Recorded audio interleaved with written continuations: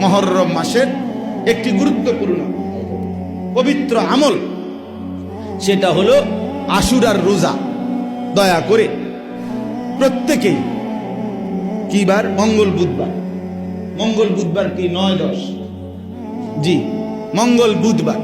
আপনার এই মঙ্গলবার এবং বুধবার প্রত্যেকেই রোজা রাখার চেষ্টা করবেন ইনশাআল্লাহ।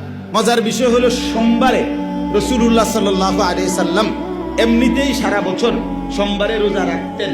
তাহলে ইচ্ছা করলে সোমবারের রোজাটাও মিলাইয়া নিলে 3টা হয়ে যাবে। সোমবারের রোজা সোমবার নবীজির আমল হিসাবে রাখলেন, আর আশুরাও নবীজির আমল।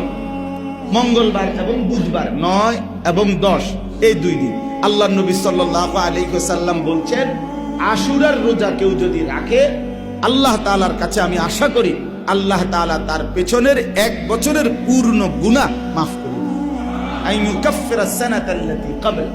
এবং তাফসীরে ইবনে কাসিরের মধ্যে আছে, রমজানের রোজা পূর্ণ 1 মাস ফরজ হওয়ার পূর্বে এই আশুরার রোজা ফরজ ছিল।